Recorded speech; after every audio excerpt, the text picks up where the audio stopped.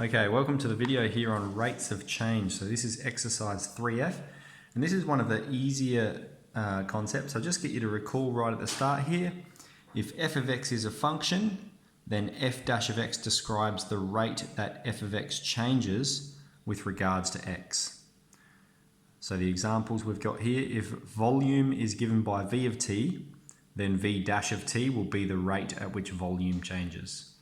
If the height is h of t, then h dash of t is going to be the rate at which height changes with regards to time.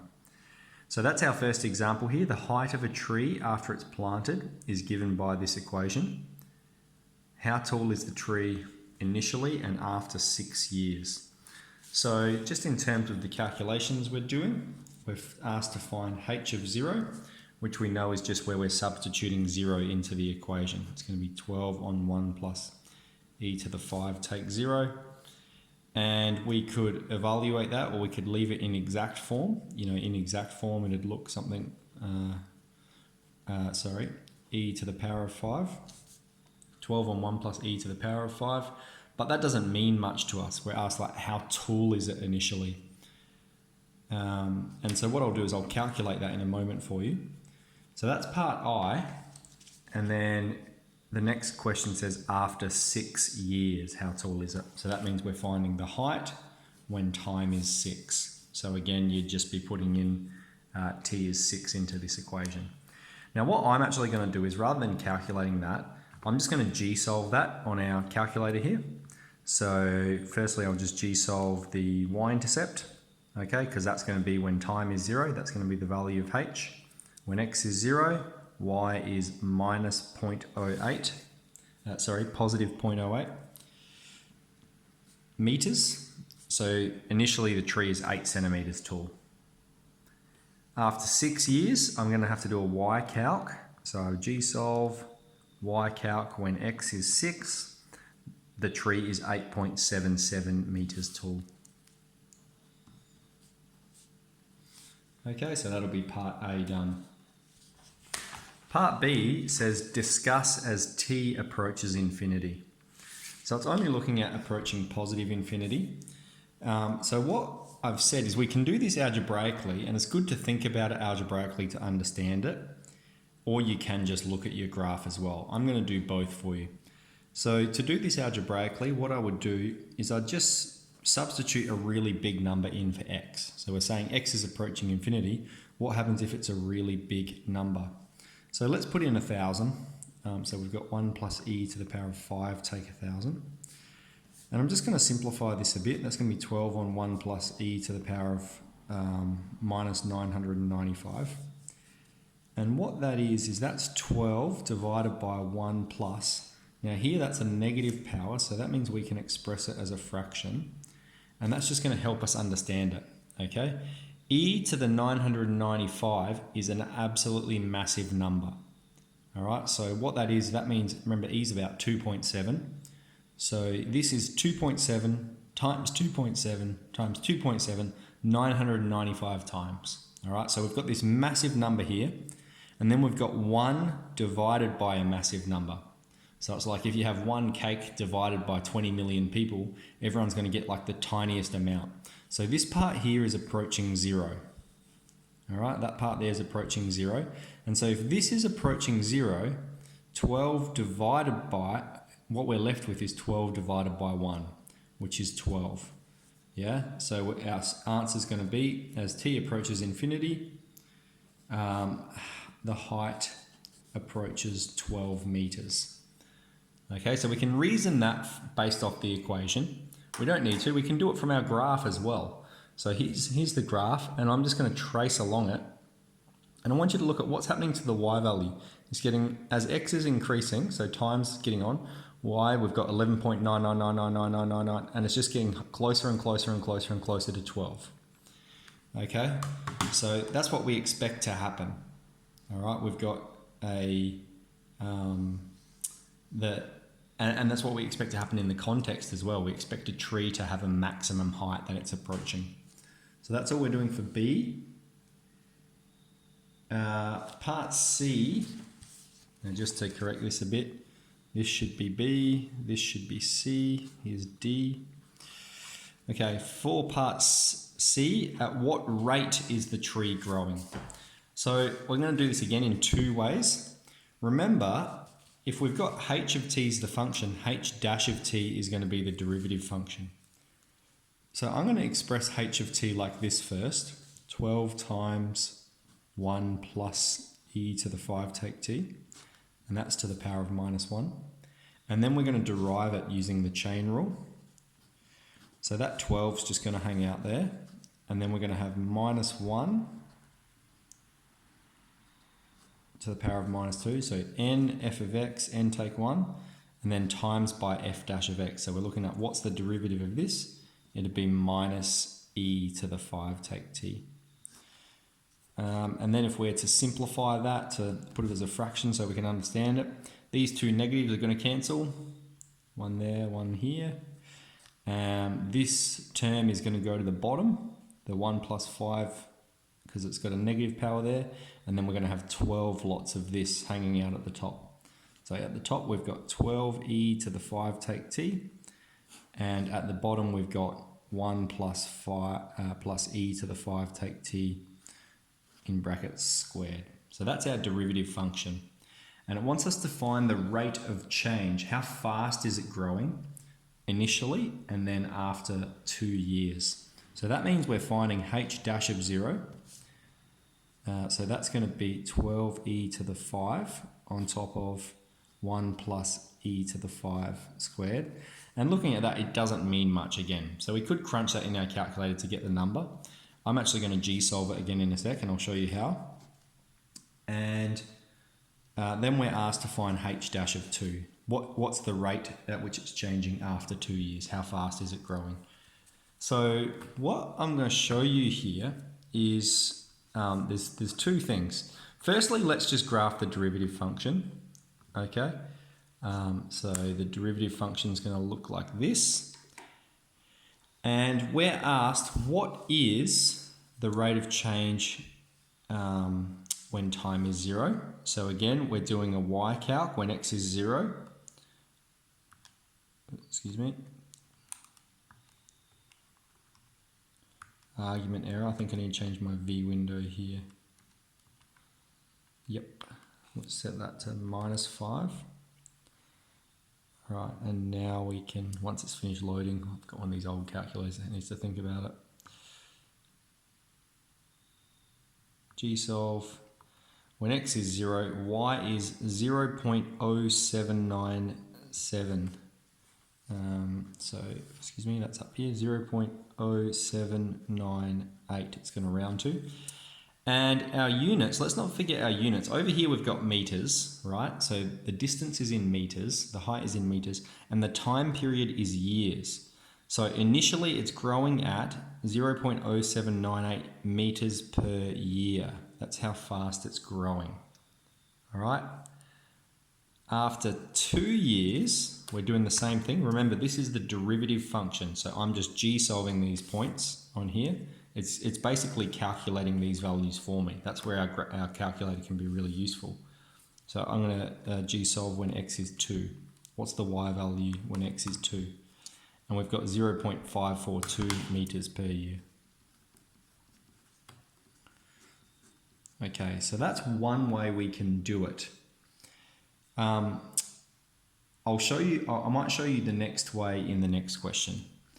All right, and then to answer part D says, when is the tree growing at the fastest rate? All right, so remember this here, what I've graphed the derivative function. Its fastest rate, I'm just going to g-solve the max point on here. Okay, because the coordinates of that maximum point is going to tell us when it's growing fastest. Just thinking about it. And so we've got when time is 5 years. When time is 5 years, it is growing fastest. And this y, that's going to be the rate of change of the original function. So after 5 years, it's growing at 3 meters per year. But we're only asked to state, when is the tree growing fastest? Growing fastest when t is 5. after 5 years. It's better to say at 5 years because after might insinuate an interval. Growing fastest at 5 years. Okay, so we've effectively addressed all of the parts to that question. Let's move on to the next one. Okay, this one is about the volume of water in a tank. Okay, and we've got this equation here, minus ln of 0.1 t plus 0.5. Now I just want to stress, this is a bit of a typo. We must have brackets around the whole thing. So that's 0.1 there, and then we've got t plus 0.5 here. Okay, we need double brackets. Otherwise, what it's going to do is calculate ln of 0.1 and then multiply it by those things. That's not what we want it to do. So this is our function. And we're asked those same sort of things, okay? We're asked to find, that's v of t. We're asked to find v of 0. All right, so how much water was initially in the tank? Okay, that's the very first part. So again, what we would do is substitute 0 into this equation, minus ln 0.1 times 0 plus 0.5, and we could simplify that accordingly and express it as a ln. But it doesn't mean much like that. We're like, well, I don't know what that volume is. And so what we'll do is we'll just calculate it again. So you could put this number in your calculator, or you can graph the function. I've got the graph here, and you can't see it awfully clearly, but it's a bit there. That's because I'm zoomed out a fair bit. And I'm just going to g-solve what is the y-intercept again. When x is 0, 2.995. And so we'll round that up to 3. And what's the volume we're talking about? Kiloliters. So initially there are 3 kiloliters in the tank, 3 kiloliters of water, and we've effectively answered that first question. When is the tank fully empty? Now this one we'll do manually, but what this is asking is it's saying when is the volume 0? So remember, this is the volume function. And we're asked, when is that 0? When is it empty? The tank is empty when the volume's 0. And so let's get rid of the negative first, divide both sides by -1.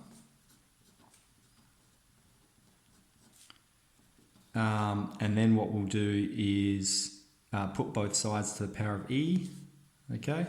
And what that's going to do is get rid of the ln here. So we've got 0.1 times t plus 0.5 on this side. Over here, we're going to have e to the power of 0, that's 1. Then we're going to divide both sides by 0.1, okay? Now 1 divided by 0.1 will be 10. And then we'll move that 0.5 over. We're going to get t is 9.5. Okay? So the tank is empty when time is 9.5. And I might just zoom in a bit on the graph here so we can answer that last part properly, because it says to state an appropriate domain for which the function is valid. So I'm just going to zoom in a bit here. Let's go from 0 to 10 for x, and for y, let's go from -2 to 4. All right, beautiful. Okay, so you can see here, this is where it's crossing the x-axis, yeah? And what that means is after that point, the volume is negative. Okay? And of course, it doesn't make sense for us to have negative volume. All right? If we look along here, the volume's just like there's a leak in the tank or whatever. The valve is opened, it says, so water's leaking out, and the rate at which it's leaking out is slowing down. But eventually it's emptied. The tank is emptied. It can't then keep emptying of water. It doesn't make sense. So our constraint then, or the domain of the function, is it's valid between t and 9.5 minutes. Okay? So that's part B. Part C, what's the volume after 4 minutes? So that's just saying what's V of 4. We're just going to G-solve that. Y calc, x is 4. We've got 0.798, or 0.799 it's going to round to, kiloliters. So that is 799 litres. When is there 1 kiloliter of water in the tank? So it's saying, what's the time when the volume equals 1? Okay, so again, we've got the volume function. So this is part D. The volume function minus ln of 0.1 t plus 0.5 being equal to 1. When is the volume equal to 1? So we'll start by dividing both sides by -1.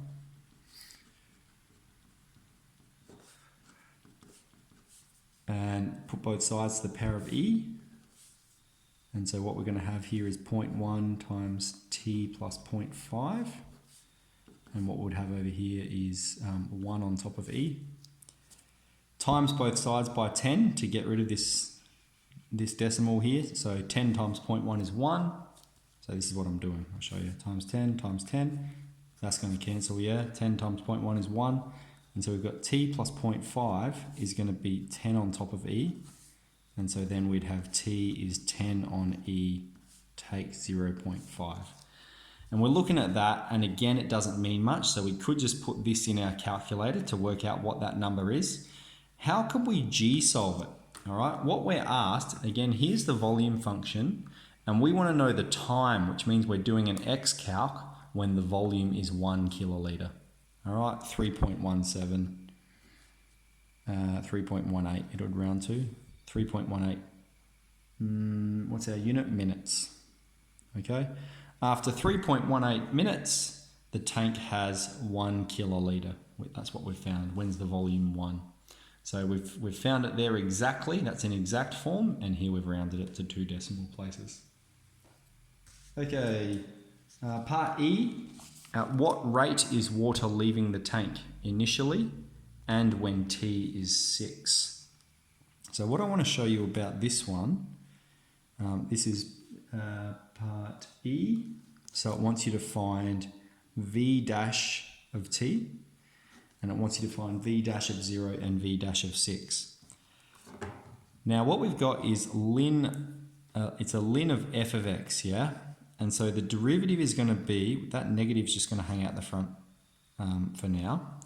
We've got ln of 0.1, again that 0.1 is just going to hang there.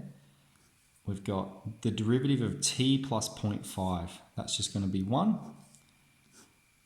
So remember, for a ln function, it's f dash of x on top of f of x. So that's going to be on top of 0.1 times t plus 0.5. All right.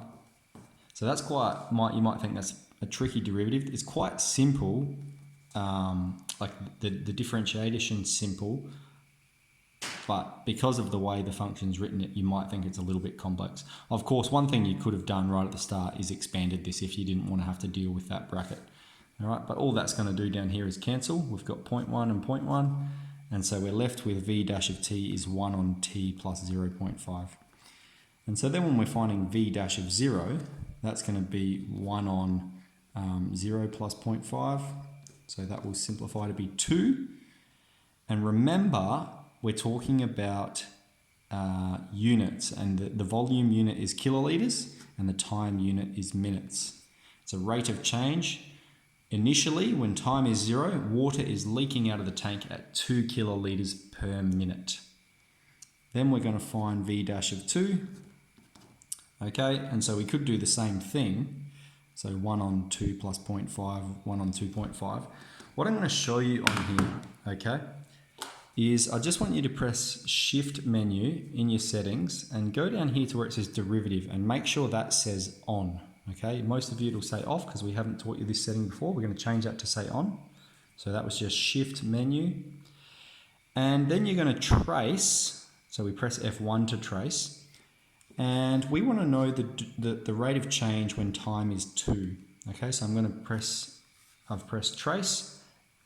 I'll show you that again. I've pressed trace, and then I press X is, I press trace, and then I press X is 2. Press enter, and have a look at this. It's got the X value we're talking about, so that's when time is 2. It's got the Y value, so that's how much volume there is. And then it has the rate of change, minus 0.4. So when time is 2, it's leaking out at 0.4 kiloliters per minute. All right, so that's part E. And then part F. When is water leaving the tank at the highest rate? So what we're going to do with this one is we're going to graph the derivative function. Excuse me, I've got to change that. That's wrong. We're graphing the derivative of y3 here. Excellent. Okay. And so I want you to see how the derivative functions here. Remember, this is how much it's negative because water's leaking out of the tank. And we can see it's more negative down here. And then as we're getting closer and closer and closer to the x-axis. All right. So think about it in a tank of water. When it's full, there's more pressure inside the tank. And so water is leaking out fastest. Whereas as the water level decreases, the pressure decreases and the flow rate becomes slower. And so we can see this here. This is the rate of change. This is the derivative function. It tells us how the volume is changing. And we can see the magnitude. So the size of the rate of change is greatest initially. Initially, the rate of change is greatest, and then it slows down. So to answer the question, when is water leaving the tank at the highest rate? For part F, the answer is going to be highest flow rate when time is 0.